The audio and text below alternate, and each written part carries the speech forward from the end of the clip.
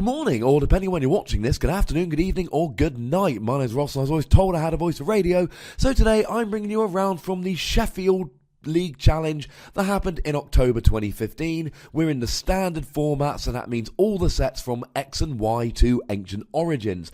Huge thank to Sheffield PokerSock who put on this lovely tournament, not to the silly woman at the front desk who literally ignored me halfway through a sentence to speak to someone on the phone because they're more important. Thank you very much to Sheffield PokerSock for running this tournament, for letting me record, and make sure you check out all of the rounds from this lovely tournament. Links will be in the description. Okay, ladies and gentlemen, the fourth and final round from the Sheffield Standard Format League Challenge shows two players we've actually already seen on stream. On the left, we have Kyle Guest. Now, he is going to be playing the Gengar Wobbuffet style deck that we saw back in round 2, defeating William Manectric Regice deck. And on the right, we have Paul Stringer. From the first round, we saw his Giratina Fairies deck take down Tony Wilkinson's Rayquaza deck. So what we see here is a little resurgence of two players we've seen before. And these are two lovely players, two good decks. I mean, Paul, as I've said, he was at Worlds last year. He came very close to making day 2. He was one win away, which was very unfortunate. But as we saw from Worlds this past year, getting from day 1 into day 2 was exceptionally difficult. And Paul came incredibly close without quite making it. Kyle, on the other hand, he is a senior, but don't let that put you off. I believe, I can't remember if he quite made top 22 last year or not. He came very, very close. I can tell you, and this is a little weird, he already had his invite before this tournament. Now, this tournament's happening in October, ladies and gentlemen. Worlds happened in August, and he's already got his invitation for next year, assuming the points totals required are the same, which we assume that they are at this stage. He is well on course for a top 22 paid invite at this stage. So, yeah. Shall we say he's a very good player. So please don't think, oh, we got a double mulligan. Both players showing a mulligan there, not having anything to start off with. So nobody gets an extra card. They shuffle back in. Remember, of course, for newer players that the rule is if you don't have a basic in your opening hand, then you have to shuffle your hand. You have to show your opponent, shuffle it back in and draw a new opening hand, and your opponent can choose to draw an extra card if they wish. I should point out at this stage a common misconception in the rules, and it was a misconception which came up in this very tournament. I'm a pedantic rule man, so don't worry, I was there, I was on hand. What happens is you essentially, every time there's a mulligan, you record it. You don't take your mulligan. You take them all in one go. So if your opponent mulligans 4 times, and most people just put a dice there to record them, and then you take all 4 in one go. You don't just get to go one, do I take another?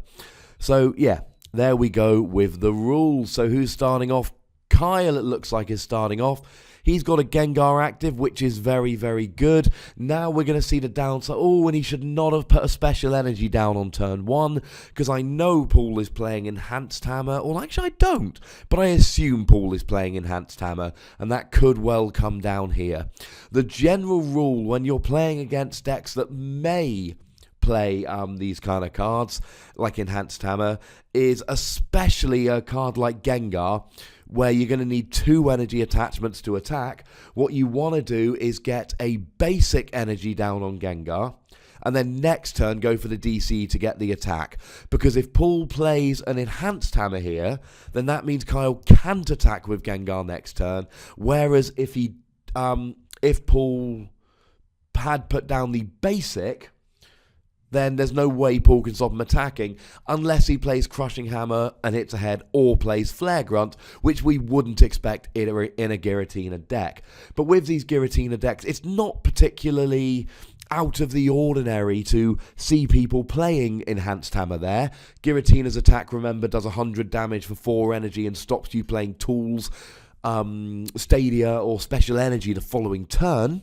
So it's not unusual to play Enhanced Hammer, so you can knock off their Special Energy and stop them playing it the following turn.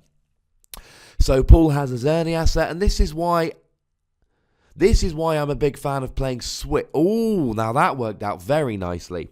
I like playing Switch in, because I played Aromatisse Giratina at Huddersfield Regional. I took 24th with a 4-2-1 record, and I'm a big fan of playing Switch because here, Paul, if he played Switch, could have put the energy on the Xerneas.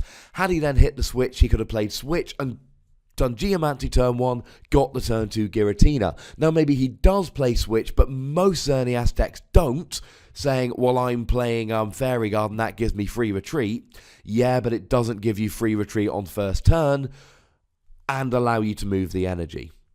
So Kyle's had a big turn here. He's kept his energy on. He's replaced the stadium with Dimension Valley. He's managed to play a Professor Sycamore, and he's dropped the Golbat, putting 20 damage on the Spritzy, which is pretty huge because what he's going to be able to do is potentially play a there is going to be a possibility here that next, assuming Paul doesn't hit an Aromatisse, which isn't terribly likely, he probably will, what's going to be a possibility here is that Kyle hits a Crobat next turn and then takes down that Spritzy. Remember, Spritzy has only got 50 HP, so a 20 bite from Golbat and a 30 bite from Crobat will be enough to take it down, which, quite frankly, ladies and gentlemen, pretty darned important. So, and there's no Wobbuffet here. Now, if he could get a Wobbuffet, that would be huge. Oh, no, sorry. He hasn't attacked yet. He gets the Muscle Band on the Gengar. That's awesome.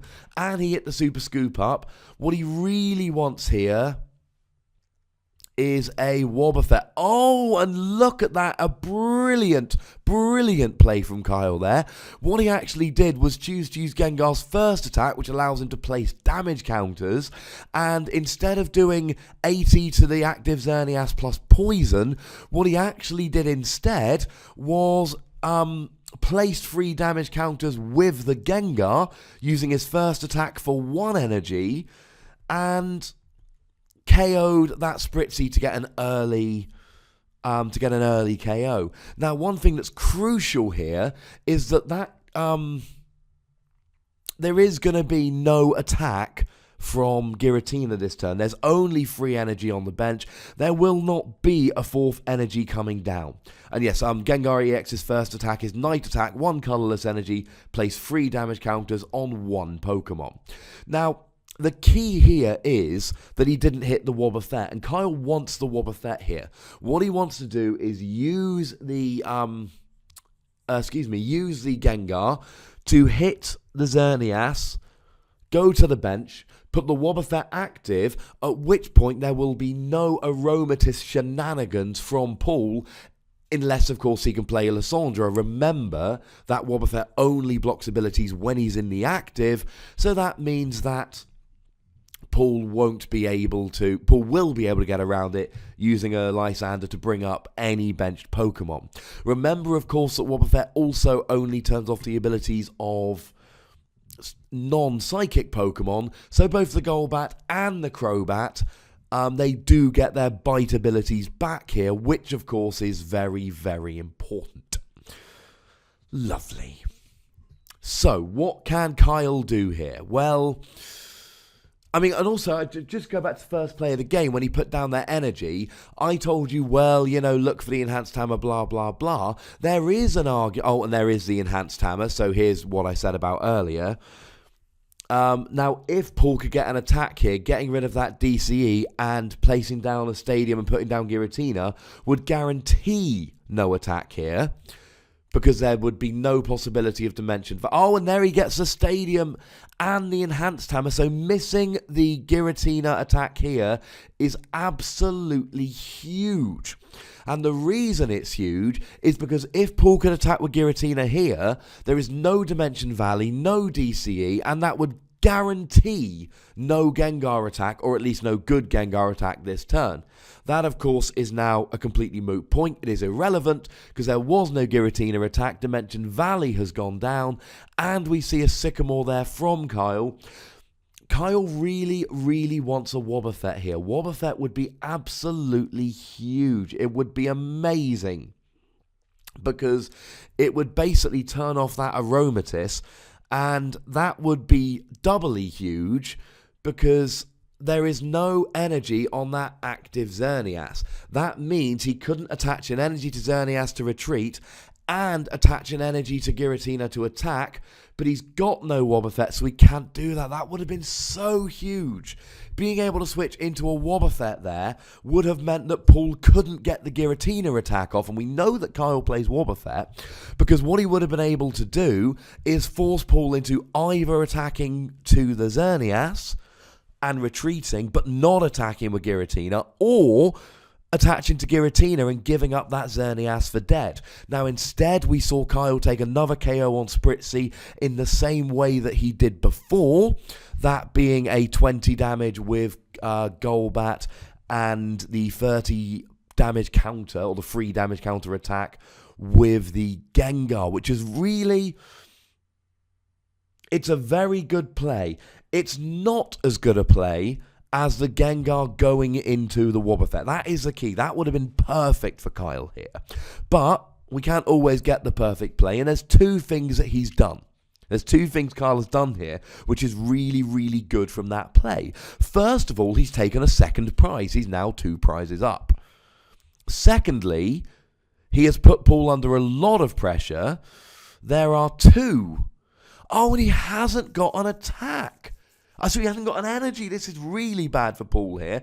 Now, he's picked up the Spritzy, and you can see why. He doesn't want the cheap KO on the Spritzy like the last 2. That would get rid of all of his Spritzys, one would assume. But it also means... oh, we see 2 Crobats coming down here with the aid of an AZ. But it also means that Paul, as he didn't get an energy down last turn... and I love this play from Kyle here. Now he's doing what he should be doing.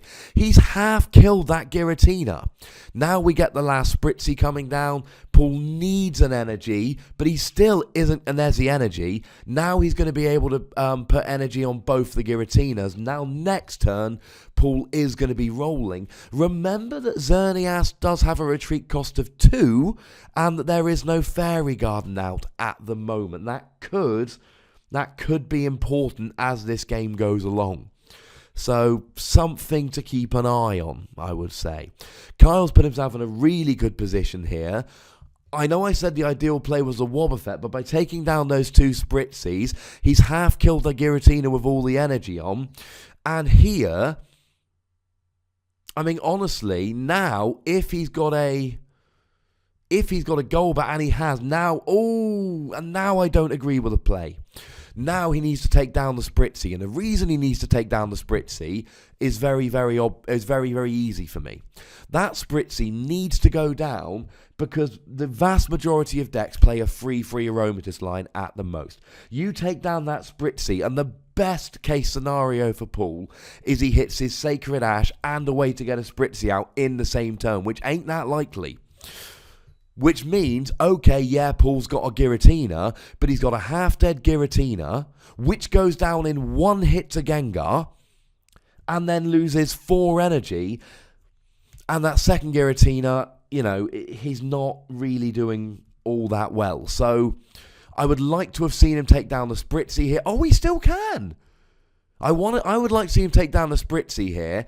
That Giratina has... to be honest, that Giratina would have gone down before. We see another AZ here. And now, I believe... no, both those Golbats have gone down this turn, so there won't be a Crobat play. What we could see next turn is... it's a lot to ask for, but we could see a Golbat, Crobat to take down the Aromatisse, and there will be an Aromatisse coming down this turn. The problem is this. There is already energy out there. That means that if Paul can hit a Fairy Garden, he can save a minimum of 1 energy that he wouldn't have been able to save before. So, yeah, not ideal by any stretch. But as much as I would like to have seen Kyle take down the Spritzy, I don't think we can argue with his play here. He's taken down 2 Spritzys. He's put Paul on the back foot. He's half killed a Giratina. And Now, I love this play from Paul here. Paul has basically said, and he didn't go for the Aromatisse off the level ball. So I don't know whether all his Aromatisse are prized or what. I don't know, to be honest with you, ladies and gentlemen. But straight away we see the Crobat coming down. That puts the Giratina. We see he's dead. So the Gengar attack and the Crobat came down. And I don't see how Kyle doesn't win game 1 here. Now, if he's got a Lysandre and a Crobat, he can do it right now. Gengar's going to hit for 80, plus Poison is 90. So even a Golbat, actually. Even a Golbat and... So if he's got a Lysandre, he needs to be playing it here. Now, you'll see Paul very cleverly put one of the energy on the Shaman. Now, he might not have really had any better choices, but one reason to put it on the Shaman is so that he's got the possibility of being able to use Sky Return and save the Shaman, but he needs 2 energy to do so. He's not playing DCE. So now next turn, he could potentially Sky Return. So we see Super Scoop Up coming down. It's a Tails. He's just trying to reuse those bats. He's trying to do everything that he can to reuse those bats. And quite frankly, ladies and gentlemen, it's not working like it could. It's not going perfectly. Having said that, I think most people would settle for a game like this that isn't going perfectly. It's going pretty gosh darned well. So he does take down that last Spritzy. 50-minute best of 3. Paul needs to be scooping here. There's no way he's going to win. He needs to save time for games 2 and 3. Now, remember I did say in the previous game with Kyle that he wanted to be on stream. He's been asking me for a couple tournaments, and I basically said, we've got better games. We didn't have better games today. Kyle brought a really interesting deck that I was desperate to get on stream, and he showed himself to be a darn good player, and not just this tournament, over a long period of time. He wanted to break his losing streak on stream, and Paul does concede here. He knows there's no way he can win. So we are going on to game 2, and we can see there are 2 Aromatisse, both in his prizes. So actually, as much as killing the Spritzys was a really good idea from Kyle here, he needn't have bothered, because there weren't going to be any Aromatisse. So a lot of really bad luck from Paul there. I mean, he had no Aromatisse. Both his Aromatisse were prized. You don't expect, if you play a one-off card and it's prized, we'll gut it. And then every time I play people, they tend to flip over their prizes and then they moan about their prizes. And one of my points about prizes is, well, hang on a second. If you make a good 60-card deck, you should have 6 good cards prized. It would be more surprising if you had a card prized and went, I don't need that card. Well, then why is it in your deck? Don't moan about prizes. But there are some situations where, I think it's completely fair to moan. I played a lovely guy called Laurent at a... I think it was a Cities in Manchester. Cities or Regionals, one of them in Manchester. It was a game we recorded, actually, although I don't know if it got on my YouTube at the time. I wasn't doing enough YouTube back then. And he was playing Zeb Striker Garbodor. It was a trainer lock deck with ability lock. And all 4 of his Blitzels were prized. In those situations, I think you can moan. Similarly, I mentioned I played Paul's deck, or at least a variation thereof. Mine was a bit weird. At Huddersfield Regionals, and there was one game where I had all 3 of my Xerneas prized. I think prizes like that you can moan about. So going back to Kyle here, he wanted to exercise his demons. He wanted to show that he could win on stream, because I think he'd been 0-2 on stream. In round 2, spoiler alert, Kyle drew on stream. So now he's really looking to get that win. He wants to make sure that, he gets the win. And he's made a really, really, really good start. Now, that game was quite quick. We're only about 15 minutes into the round. So with games that length, we do have an opportunity to get all 3 games played out in full, which is fantastic. That would be awesome. So And one thing I love, and I should point out, in the previous game I'm saying, I think Kyle should have gone after the Spritzies. Bearing in mind, a lot of the time, ladies and gentlemen, these kind of things I'm talking about, they are options. Kyle didn't go after the Spritzy, he went after the Giratina, and then he was able to kill the Giratina in the middle of a turn with a Crobat drop, and it turned out really well. However, had Paul's Aromatisse not been prized and the level ball got an Aromatisse, maybe the Aromatisse comes out and, changes the game for Paul. Who knows? We will never know. Oh, bad start from Paul there. You do not want to start a Shaman. He's probably playing 2, and we've seen that he plays AZ, but even so. Now here, Paul he's got the Pokemon fan club. And usually you'd go for a Spritzy or a Xerneas, and you'd go for a Shaman here. Now remember, if you're going second, you can, assuming you get the turn 2 Aromatisse, of course, you can put Fairy Garden down and attach to the active, free retreat, and then move the energy up to the Xerneas. That is an option at that stage, which is quite funky. So that is something that can be done. So, we have an option here, If Paul gets the Aromatisse next turn, he can attach to Shaman, free retreat, and use Aromatisse's, I want to call it Fairy Transfer, to move it, to free retreat and then move it up to the Xerneas. No energy from Paul, and we did see, I was talking about Paul's bad luck, we did see a couple of turns last game where Paul was unable to get an energy, and that really, really put him behind in the game. Now, we see the high five for the... Was that Shaman for 6 and he got a high five? That seems weird. Anyway, now, we had no option, but again, we know that Paul is playing Enhanced Hammer at this stage, and we saw the double colourless energy coming down on the Gengar turn 1, and this could backfire. Now we see a Super Scoop Up, presumably going for the Shaman, and he does. And there we see an Ultra Ball. He's just going to be clearing out his hand a little bit. I don't know why he's getting rid of the Wobbuffet. He needs the Wobbuffet. If Paul gets set up this game, the absolute best play from Kyle here, and if you think I'm wrong, please correct me in the comments as always, the best play for Kyle here is Gengar with the Muscle Band, and we've seen he's got the Muscle Band. You hit for 80 and poison them. You switch into a Wobbuffet. Paul's deck needs Aromatisse for so many reasons. Now, I like him getting the second Gengar with the Ultra Ball. I know he needs the extra cards for Shaman. This is another one of those situations where, it's not a hard and fast, this is the best play. It's very much what he wants to do and where he's going, but I really, really think he should have kept the Wobbuffet there. Because if you put the Wobbuffet active, that means no Aromatisse. Now, we know he's not attacking this turn. Gengar can't attack for 1 energy, even with a Dimension Valley out. It's going to take a Psychic. It's a Psychic and 1 other energy, even with the Dimension Valley out. But even so, if you put the Wobbuffet into the active, we see a Shauna from Paul here. If he gets an Aromatisse and an energy, he's rolling. He doesn't need a Giratina this turn, because he can just put 1 energy on the bench Spritzy and 1 on what will be a bench Shaman.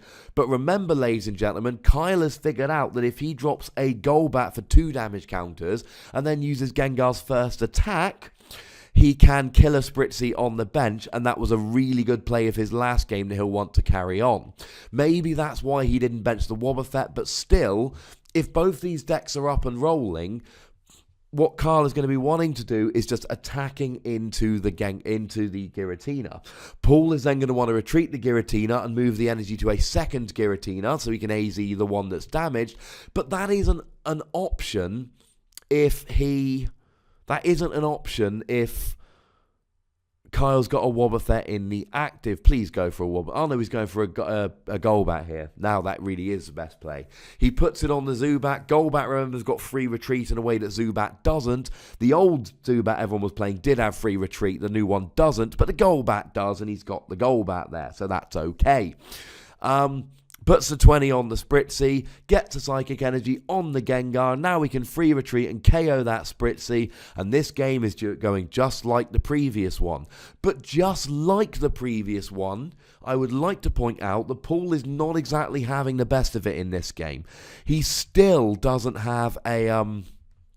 he only got the single Spritzy. Obviously, Paul's a very good player. He did well at Worlds last year. He knows he needs to double drop the Spritzy, but it's very easy to say you need to double drop the Spritzy. You've got to have 2 Spritzy in hand in order to be able to do that, and Paul clearly doesn't. So, yeah. Far from ideal. Now that means he's not getting the Geomancy this turn, unless he's got a switch. He could play an AZ, but of course he's currently in the middle of playing a Shauna, and you can't play 2 supporters in one turn, although we're going to see a very high level player doing so on the regionals videos, which are coming up this week. Stay tuned for them, ladies and gentlemen. They are going to be awesome. We got Now, I want to say it's something ridiculous like 10 rounds from Huddersfield Regionals coming up. It is going to be all kinds of beautiful. But yeah, we're going to see high-level players doing it, but don't. You're not actually allowed to do so. So, Kyle's very much in the driver's seat here. If Paul puts down a Spritzy, we know what Kyle's going to do. And this is a horrible position for Paul. He doesn't quite know what to do if he benches he probably plays free Spritzing. We saw free in the last game. We didn't see any prize. So, it's fair to assume that he's playing free Spritzy.